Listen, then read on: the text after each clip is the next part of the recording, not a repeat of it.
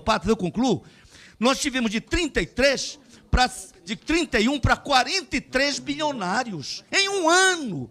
Bilionários brasileiros, ou seja, pouquíssimos bilionários muito ricos, e nós estamos atingindo 35 milhões de que ganham até 3, 4 salários mínimos com a reforma proposta pelo governo Bolsonaro, Vossa Excelência, da Previdência, entre outras coisas. Teriam muitos outros temas, eu queria agradecer a audiência. Eu quero só concluir com uma coisa.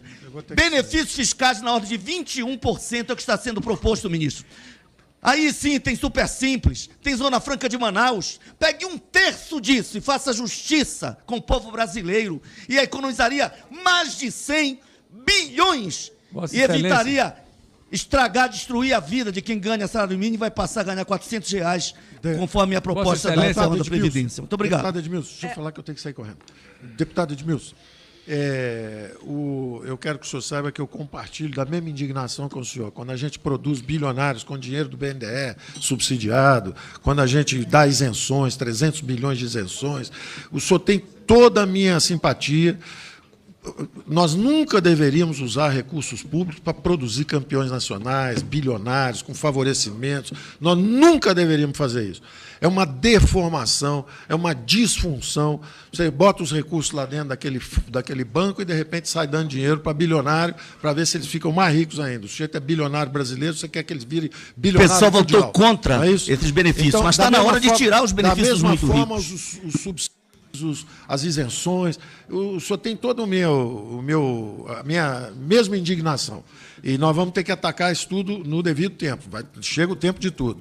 De outra forma, a mesma forma, salário mínimo. Seria uma insanidade considerar quem ganha salário mínimo favorecido. Deus me livre. Por definição, salário mínimo. É o menor permitido. Quer dizer, é um absurdo. Então, jamais faríamos algo. Você fala assim, não, mas você está segurando o salário mínimo. Não, nós estamos mantendo o poder de compra do salário mínimo, observando o que está acontecendo, se temos reforma, se não temos reforma, se há espaço fiscal.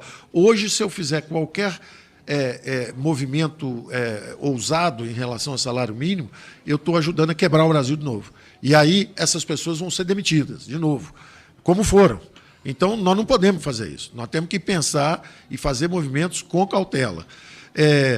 Quando se fala também na taxa de juros, que 8% no Selic, que está embutido aqui, lembre-se que aqui não tem reforma. Isso aqui é se ficar tudo desse jeito aí, o déficit crescendo. Ora, se o déficit está crescendo, nós, inclusive, estamos botando o déficit descendo porque haveria o teto de gastos. Se não houver o teto de gastos, que o senhor falou, não, o teto de gastos é uma... Aí o juro é mais alto ainda. Se tirar o teto de gastos, o juro vai para 10, vai para 15, vai embora. Porque, entendeu? Então, esse é um dilema terrível que nós temos. É evidente que a gente tem que botar... Nós temos que tentar funcionar o corte de gasto não em cima dos mais pobres, claro. Nós temos que tentar cortar onde estão os subsídios, onde estão as folgas, onde estão as desonerações. Nós vamos chegar lá. Agora, tem um que é galopante, que engole tudo, que é a Previdência. Esse não tem solução. E nós, como eu disse antes, nas primeiras respostas, preservamos os menores. E depois, finalmente, sua observação sobre 445 bilhões com juros da dívida, eu tenho a mesma indignação. É um absurdo isso. Isso é um absurdo total. Como é que faz isso? Bom, você tem as soluções que são caóticas, que você fala assim, não, dou calote, não pago. Você joga o Brasil na situação em que o Brasil já teve lá atrás, hiperinflação, Venezuela, coisa caótica. Agora, não pode dar refresco. Você justamente tem que aumentar a competição entre os bancos para não ter essa concentração que houve. Afinal de contas, nós estamos chegando aqui com 5 ou 6 bancos. Quem fez isso esses últimos 16 anos? É quem está chegando ou quem estava lá? Quem é que permitiu que a indústria bancária brasileira virasse 5 bancos? Quem permitiu? Quem estava no governo? Quem fez isso?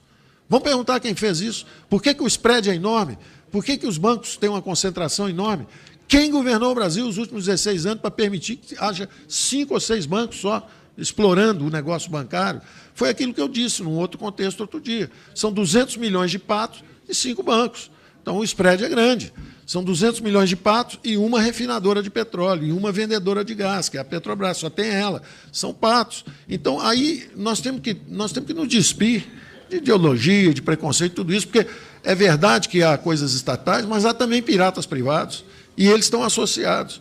E eles fazem definem configurações que são mais favoráveis para eles. Não são os nossos bancos tradicionais, são piratas, não. Estou me referindo a outras situações onde bancos públicos financiaram quem virou bilionário e hoje é objeto aí de lava-jato, disso, daquilo outro.